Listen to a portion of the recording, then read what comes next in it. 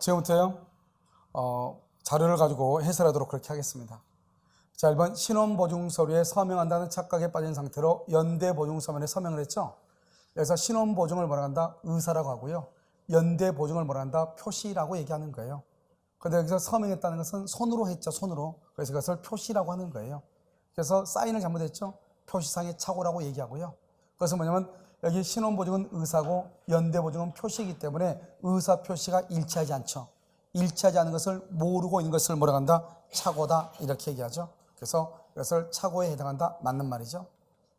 자, 2번요. 동기의 착오로 취소하려면 그 동기를 당의 의사 표시의 내용으로 삼을 것을 상대방에게 표시 동그라미 표시해야 되고요. 의사 표시 해석상 법률행위의 내용으로 인정 주고요. 법률행위의 내용으로 되어 있다고 인정, 이렇게요. 그래서 일단 동기의 착오가 동기가 표시가 되고 법률행위 내용으로 인정이 돼야 돼요. 여기까지요, 충분하고요. 당사자들 사이에 별도로 그 동기를 의사 표시의 내용으로 삼기로 하는 동그라미 합의, 아주 중요하죠. 합의까지 이루어질 필요가 없어요. 합의는 필요가 없어요. 동기가 표시되고 의사 표시의 내용으로 인정되면 돼. 뭐는 필요가 없다? 합의는 필요가 없다. 시험에 잘 나오죠. 합의가 있어야 된다, 이렇게 맞는 말이죠. 3번은요. 부동산 매매 계약이 있어서 시가 동그라미요. 우리가 시가라든가 가격, 착오 이단이다, 아니죠. 면적이나 지적, 착오가 아니죠. 경제적 불이익이 없는 경우 착오가 아니다, 이 말이죠. 착오라고 할 수 없다, 맞는 말이죠. 4번 아파트 분양자는 인근에 대규모의 공동묘지가 조성되어 있다면 분양시 이러한 사실을 알려야 할 신의책상 의무, 이것을 알려야 할 이것을 고지 의무라고 하죠. 신의책상 의무로 부담하고 이를 고지하지 않죠. 이것을 고지해야 되는데 안 하는 것을 부작이라고 그래. 해야 되는데 안 하는 것을 부작이라고 한단 말이죠. 알겠죠? 부작에 의한 기망행위가 성립한다, 맞는 말이죠. 5번은요. 교환계약이죠. 여러분, 교환은 무조건 딱 뭐라 했다? 사기이다, 아니다. 암기하라고 그랬죠. 교환은 시가를 묵비하거나 다소 높은 가격을 시가라고 고지했다 할지라도 그것은 뭐가 아니다? 사기가 아니다. 교환계약 당사자가 자기 소유 목적물의 시가를 묵비하고 특별한 사정이 없는 한 기망행위가 되지 아니한다, 이렇게. 자, 그 다음에 6번은요. 상대방이 불법적인 해악 고지요. 여러분 봐봐요. 여기 해악의 고지. 우리가 강박에서 사기에서의 판단 기준은 뭐라고 그랬죠? 신의 성실의 원칙. 신의 성실의 원칙에 비추어 비난받을 정도 사기, 시인되는 정도 사기가 아니란 말이죠. 강박이냐 아니냐 가장 중요한 키워드가 불법적 해악을 고지하죠. 그런데 여기는요. 해악의 고지 없이죠. 없이. 이게 중요하죠. 그러면 해악의 고지 없다 그러면은 강박이다, 아니다 이런 말이죠. 알겠죠? 그래서 각서의 서명 날인할 것을 강력히 요구하는 것만으로는 강박이 되지 아니한다. 그런데 만약에 해악의 고지가 없죠. 이게 해악의 고지 없이 그래버리면 판단을 할 수가 없어. 알겠죠? 이건 어디서 한번 나왔냐? 세무사 시험에 한번 나왔단 말이죠. 해악의 고지 없이, 이 말이 없이 그냥 각서의 서명 날인할 것을 강력히 요구했다. 여러분, 강력하게 요구하면 강박이 될 수도 있고 안 될 수도 있죠. 그걸 어떻게 알겠어요? 우리가 강박인지 아닌지 판단을 해야 될 거 아니에요. 판단하는 게 뭐냐? 해악 고지란 말이죠. 해악을 고지하고 강력히 요구했다, 강박이고 해악 고지 없이 강력하게 요구했다, 강박이 아니란 말이죠. 알겠죠? 그러니까 가장 중요한 판단 키워드는 뭐다? 해악 고지가 되는 것이다. 알겠죠? 그래서 강박이 되지 않는다, 맞죠? 7번은요. 부동산 소유자로부터 매매계약 체결의 대리권이죠. 체결이 되고 체결 동그라미 체결에다 써. 해제 X. 체결하면은 뭐는 안 된다? 해제는 안 되죠. 써 거기다가 중도금 수령. 중도금은 수령할 수 있죠. 그래서 체결의 대리권을 수여받은 대리인은 특별한 사정이 없는 한 그 매매계약에서 약정한 바에 따라 중도금이나 잔금을 뭐 할 권한이 있다? 수령할 권한도 있다. 맞는 말이죠. 알겠죠? 뭐는 안 되는데 해제는 안 되는데. 8번 본인을 위하여 금전 소비대차 계약을 체결 동그라미 체결할 권한을 수여받은 대리인에게는 특별한 사정이 없는 한 본래의 계약을 해제 동그라미 체결의 대리권에는 해제할 권한이 있다, 없다. 그래서요, 틀렸죠. 대리권이 있다, 틀렸어, X. 9번은요, 대리인이 여기 봐봐. 이게 무슨 말이라고 그랬어? 본인을 위한 것임을 표시. 이걸 뭐라고 한다? 본인을 위한 것임을 표시. 그것을 현명이라고 그래. 현명한다 이 말이죠. 대리인이 현명하지 않았죠? 그러면 현명하지 않으면 본인은 책임을 진다 안 진다? 안 진다. 그래서 누구로 본다? 자기가 누구죠? 대리인이에요. 대리인을 위한 것으로 동그라미 본다야 본다. 이것을 추정한다 그러면 안 돼. 본다. 뭐라고 한다? 추정한다 그러면 안 돼. 본다, 간주한다 그래야죠. 그러나 상대방이요 대리인으로 한 것임을 알 수 있었을 때 줄고 알 수 있었을 때 이퀄 위임장 제시죠. 위임장을 제시다. 위임장 제시. 위임장을 제시한 경우는 본인에 대하여 효력이 생긴다. 맞는 말이죠? 생긴다. 이렇게. 10번은요. 복대리는 대리인이 누구의 이름으로 본인의 명의로 선임 틀렸죠. 복대리는 누구의 이름으로 선임한다? 대리인의 이름으로 선임하죠. 누구의 대리인이다? 본인의 대리인. D는 맞죠? 그런데 뭐가 틀려요? 본인의 명의로 선임. 여기가 틀렸다. 아시겠죠? 자, 11번은요. 임의 대리는 그 책임으로 언제든지 복대리인을 말 수 있다. 선임할 수 있다. 여기요 틀렸죠? 여기요 그 책임으로 언제든지 그러려면 임의 대리를 뭐로 바꿔야 돼? 법정 대리요. 여러분 임의 대리는 원칙적으로 신뢰관계를 바탕으로 하기 때문에 복대리인을 선임할 수가 없어요. 그래서 임의 대리는요 본인의 승낙이나 부득이한 사유가 꼭 있어야 돼. 그런데 법정 대리는 언제든지 선임할 수 있거든요. 그 책임이란 것은 뭐다? 무과실 책임이죠. 이것은 뭐다? 임의 대리가 아니고 무슨 대리다? 법정 대리 이렇게. 자, 12번은요. 본인은 무권 대리 행위 중 일부에 대한 추인, 여러분 봐봐. 일부 동그라미, 추인 동그라미. 일부에 대한 추인이나 써요. 거기다요. 변경을 가한 추인. 일부에 대한 추인이나 변경을 가한 추인으로 그 행위를 유효하게 만들 수 있다. OX, X 안 돼요. 일부에 대한 추인이나 변경을 가한 추인은 써 거기다가 본인의 승낙이 있어야. 본인의 승낙 그 말이 중요해요. 그래서 그러면 추인은 일방적 의사표시로서 상대방의 동의를 받지 않기 때문에 추인할 때는 전부에 대해서 추인하든지 전부에 대해서 추인을 거절해야 돼. 그런데 일부만 추인하거나 변경을 가해서 추인하려면 본인의 승낙이 반드시 있어야 돼. 그것이 없으면 유효하게 될 수 있다 없다? 없다? 틀렸단 말이죠. 있다 틀렸어. 13번 무권대리인이 무권대리 행위 후 본인을 단독 상속하죠. 이러면요 이것은 뭐냐? 무권대리인이요. 무권대리인이 무권대리했다고 하는 것은 본인은 추인권이나 추인을 거절할 수 있는 권리가 있다 이 말이잖아요. 그런데요 무권대리인이 무권대리 행위를 하고 난 다음에 본인이 사망했어. 그럼 본인의 추인권이나 추인 거절권을 무권대리인이 행사를 해야 되는데 자 이게 무슨 말이냐 이거죠. 갑이 있고 이렇게 병이 있죠. 여기 을이 이렇게 있잖아요. 이거 무권대리죠. 무권대리가요. 집을 팔아달라 말도 안 했는데 2월 1일 날이요. 병한테 팔고 등기소를 위조해서 등기를 해준 경우 있고 아직 미등기인 경우 두 가지가 있단 말이죠. 그런데요. 본인 갑은요. 무권대리니까 뭐를 한다? 여기서 추인을 하든지 추인을 거절하든지 할 수 있잖아요. 그런데 지금 이 추운 겨울에요. 아들내미가 팔아먹은 거예요. 그럼 추인하면 어떻게 돼요? 추인하게 되면 나는요. 서울역 노숙하러 가야 되는 거잖아요. 집이 없으니까. 추인을 거절하면 어떻게 돼요? 이놈이요. 자기네 아들내미요. 교도소에 쳐넣는다잖아요. 알겠죠? 추인하면 내가 죽고요. 추인을 거절하면 또 아들이 죽죠? 있고 좋고 보기 싫으니까 어떻게 하면 되나? 그냥 죽어버리면 되죠. 알겠죠? 가장 좋은 방법이잖아요. 그래서 사망했다 이 말이죠. 원래는 추인하고 사망하면 유효. 추인을 거절하고 사망하면 무효가 되는데 추인도 않고 거절도 않고 사망했다 이 말이죠. 그럼 어떻게 한다? 이 아들내미가요. 아버지의 추인권과 추인 거절권을 사망하면 상속을 언제 10월 1일 날 사망했으니까 10월 1일 날 상속을 했단 말이죠. 상속을 했는데 상속하고 나서 아버지한테 효도한다고 추인을 거절하면 되느냐 이 말이지. 무효라고 주장하면 되느냐 이 말이죠. 이것을 우리는 뭐라 한다? 2월 1일 자기가 팔아먹고 그 말이죠. 10월 1일 날 거절하면 되겠어요? 안 되겠어요? 안 되겠죠. 이걸 뭐라 한다? 이것을 이렇게 얘기해. 반대로 말하면 안 된다 이 말이죠. 금반언이라고 그래. 금반언. 여기 봐봐요. 자기가 2월 1일 팔아먹고 상속하고 나서 추인을 거절하면 된다 안 된다? 안 된다. 그러니까 이미 등기한 거 등기에 말소를 청구하면 된다 안 된다? 안 돼. 무효라고 주장하면 된다 안 된다? 안 돼. 미등기 경우 추인을 거절하면 된다 안 된다? 안 된다 이 말이죠. 알겠죠? 이렇게. 이것을 금반언의 원칙에 반한다. 이렇게 얘기를 해요. 아시겠죠? 그래서 다시 한번 볼까요?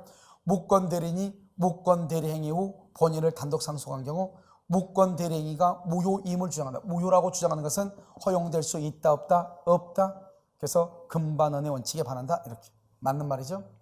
14번 무권대리행위의 상대방이 계약 당시 무권대리임을 안 경우 동그라미 악이죠. 악인 경우 항상 여러분요 봐봐. 상대방은 철회권과 채권권이 있다고 그랬죠. 무권대리에서 제일 중요한 게 뭐예요? 상대방 누구인 경우? 선인 경우 철회. 선악 불문하고 채고죠. 선인 경우 철회. 선이 악인을 불문하고 채고. 근데 여기는 지금 뭐죠? 채고죠. 채고. 채고는 뭐를 불문하고? 선, 악을 불문하고 채고할 수 있다. 여기 봐봐. 안 경우에는 본인에 대한 추인 여부의 확답을 채고할 수 없다 그러면 틀리지. 선악 불문하고 채고할 수 있죠. 뭐를 못한다? 철회할 수 없다 그래야죠. 뭐는 할 수 있다? 채고할 수는 있다. 이렇게. 틀렸죠? 15번은요. 무권대리행위가 제3자의 기망이나 문서유저 등 위법행위로 약이 줄고요. 제3자의 기망. 근데 여기 봐봐요. 무권대리요. 무권대리는 무슨 책임이다? 무과실 책임. 무과실. 잘못이 없어도 책임을 진다 이 말이죠. 무슨 책임이다? 무과실 책임이다.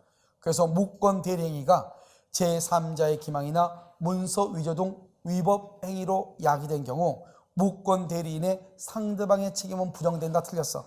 제3자의 기망으로 야기됐다 할지라도, 그 말은 무권대리인에게 잘못이 없다 할지라도 무권대리인의 책임은 잘못이 없어도 지는 책임, 즉 무과실 책임이기 때문에 이러한 경우에도 무권대리인은 뭘 한다? 책임을 진다. 이렇게 얘기하는 거예요. 그래서 책임은 부정된다. 틀렸죠. 16번은요. 표현대리가 성립하죠. 본인은 표현대리 행위에 대해서 전적으로 책임을 져야 돼. 딱 맞아요. 그 다음에 상대방에게 뭐가 있어도 과실이 있다 하더라도 과실 상계의 법리를 유추 적용하여 본인의 책임을 말할 수 없다. 거절할 수 없다. 이런 봐봐요. 상계가 뭐죠? 상계. 상계가 뭐예요? 퉁치는 거죠. 퉁쳐. 봐봐요. 갑이 을한테요. 을한테 1억을 받을 게 있고요. 을은 갑한테 6천을 받을 게 있어요. 그럼 어떻게 돼요? 갑이요. 갑이 을한테 1억 빨리 줘. 그래서 내가 너한테 6천만 원 갚을게. 이렇게 하면 돼, 안 돼? 그렇게 해도 되죠. 근데 그렇게 바보같이 이렇게 할 필요가 없죠. 뭘 한다? 내가 너한테 1억 받을 게 있고 너는 나한테 6천 갚을 게 있으니까 퉁쳐서 나한테 4천만 갚어. 이렇게 해야죠. 알겠죠? 이걸 뭘 한다? 서로가 계산을 했다. 상계라고 하는 거예요. 아시겠죠? 이렇게 우리가요. 과실상계를 하잖아요. 봐봐. 과실상계라고 하는 것은 잘못을 서로 상계한다 이 말이죠. 과실상계는 채무불이행. 다른 거 절대 안 돼요. 채무불이행하고요. 그 다음에 불법행위. 불법행위에서 손해배상. 손해배상을 정할 때, 손해배상을 정할 때만 과실상계를 해. 그래 이러면 아무데나 들이대면 안 돼. 과실상계 아무데나 하는 게 아니라고. 채무불이행이나 불법행위에서만 과실상계란 말을 쓴다 이 말이죠. 알겠죠? 다른 데서는 안 돼. 이게 무슨 말인지 아시겠죠? 이것을 과실상계라고 그래. 그래서 과실상계는 표현대리는 이런 봐봐. 표현대리는 채무불이행이나 불법행위도 아니다. 아니죠. 그래서 표현대리에서는 과실상계란 말을 사용할 수가 없는 거예요. 알겠죠? 그래서 과실상계는 채무불이행과 불법행위에서만 과실상계란 말을 사용해. 그래서 여기 표현대리 봐봐. 표현대리행위에 대해서 전적인 책임은 져야 되고 여기까지 딱 끊어. 상대방에게 과실이 있다 하더라도 과실상계 법리를 유추 적용해서 본인의 책임을 감경할 수가 없다. 맞는 말이에요. 그래서 표현대리에서는 과실상계란 말을 사용할 수가 있다 없다? 자 17번요. 유권대리 주장 속에 무권대리에 속하는 표현대리의 주장이 포함되어 있다고 볼 수가 없다. 틀렸어. 여러분 봐봐 여기. 그럼요 여기 봐봐. 유권대리죠. 유권대리는 뭐가 있어요? 대리권이 있죠. 그 다음에 또 뭐를 해야 돼요? 현명을 해야 돼요. 현명. 그런데 그럼요 무권대리는 뭐예요? 무권대리는 대리권이 있어요 없어요? 대리권이 있어 없어? 없죠. 근데 뭐는 있어야 돼요? 현명은 있어야 되죠. 그럼요 표현대리는 뭐예요? 표현대리는 대리권이 있어요 없어요? 표현대리도 무권대리 일종이라고 그랬죠. 없는데 뭐는 해야 돼요? 현명은 해야죠. 그럼 여기 또 뭐가 있다? 정당한 이유가 있어요. 정당한 이유. 우리가 무권대리, 대리권이 없다 무권대리, 상대방이 믿을 만한 정당한 이유가 있다. 그럼 무슨 대리? 표현대리 말이죠. 그러니까 여러분 보면 무권대리나 표현대리나 둘 다 대리권이 없어. 둘 다 대리권이 없으니까 죽었다 깨나도 유권대리가 될 수가 없어. 유권대리가 되려면 반드시 뭐가 있어야 돼? 대리권이 있어야 돼. 알겠죠? 그래서 유권대리라는 주장 속에는 무권대리에 속하는 표현대리의 주장이 포함되어 있다고 볼 수가 없는 거죠. 없어. X. 왜요? 무권대리는 대리권이 없다는 말이고 표현대리도 대리권이 없다는 말인데 유권대리 주장이라는 말은 너는 대리권이 있다 이 말이죠. 너는 대리권이 있다 그랬는데 너는 대리권이 없다도 포함되어 있다. 말이 돼 안 돼? 안 되죠. 너는 여자다 그랬는데 너는 남자도 포함되어 있다. 말이 안 되는 거잖아요. 알겠죠? 그래서 유권대리라는 주장 속에는 무권대리에 속하는 표현대리의 주장이 포함되어 있다고 볼 수가 있다 없다? 없다. 이렇게. 자 18번은요. 법률행위가 불성립이다. 불성립에 이런 무효가 뭐죠? 무효는 법률행위가 뭐하고 난 다음에 문제다. 성립하고 난 다음에 문제죠. 법률행위가 불성립했어. 그러면 무효에 관한 규정이 적용될 수 있다 없다? 없다.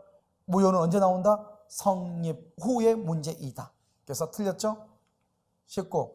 불공정한 법률행위로서 무효이죠. 무효 동그라미. 이 무효는 추인 동그라미 추인은 절대로 못해. 추인에 의하여 무효인 법률행위가 유효로 될 수 없고 딱 끊어. 불공정한 법률행위가 무효죠. 무효인데 이것을 추인에 의해서 유효로 될 수가 없어. 알겠죠? 딱 끊어. 두 번째요. 무효행위 전환 동그라미 전환에 관한 민법의 규정이 적용될 수는 있다. 틀렸어. 없다. 틀렸다고. 이게 아주 중요해. 그래서 여러분요. 우리가 불공정한 법률행위로서 무효인 경우 추인을 할 수는 없지만 뭐는 할 수 있다? 전환이 적용될 수는 있다. 이렇게. 알겠죠? 전환. 여기 한번 봐봐. 이 물건이 원래 1억짜리거든요. 1억짜리를 을이요. 이것을 2천만 원에 샀어. 2천만 원에. 그럼 몇 배 차이가 나죠? 5배 차이가 나죠.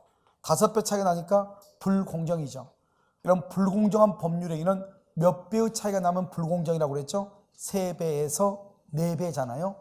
그런데 이때는 2월 1일 계약을 했는데 그때는 5배 차이가 나서 무효가 됐는데요. 나중에 갑하고 을하고 합의를 해가지고 이 1억짜리인데요. 이 을이 갑한테요. 4천을 더 주기로 해서 4천을 더 주기로. 가격을 좀 더 높였다 이 말이죠. 그럼 4천을 더 주니까 이제 얼마짜리가 됐죠? 6천이 됐죠. 6천이 되면 이제 차이가요. 한 배도 돼 안 돼? 안 되죠. 알겠죠? 그러니까 그때는 뭐가 된다? 여기가 무효행위 전환에 관한 규정을 적용해서 불공정한 법률행위가 아니다. 이렇게 할 수 있다 이 말이죠. 아시겠죠? 마지막으로요. 가장매매의 당사자가 가장매매 줄고요. 가장매매 그것을 말한다. 상대적 무효이죠. 상대적 무효. 우리가요. 103조 여기 봐봐. 우리가 추인이 되는 것과 추인이 안 되는 것이 있어. 추인이 되는 것과 안 되는 것. 되는 건 뭐죠? 107조 비진이, 108조 통정의 표시, 의사무능력자. 이것은 뭐가 된다? 추인할 수 있죠. 안 되는 건 뭐죠? 안 되는 거 103조 반사회질서, 104조 불공정한 법령이, 그 다음에 강행 법규 위반, 강행 규정 위반이죠. 이것은 추인이 안 된다고. 이것은 추인이 되고 이건 추인이 안 된다고. 알겠죠? 이건 추인이 되고 이건 추인이 안 된다고. 무슨지 알겠죠?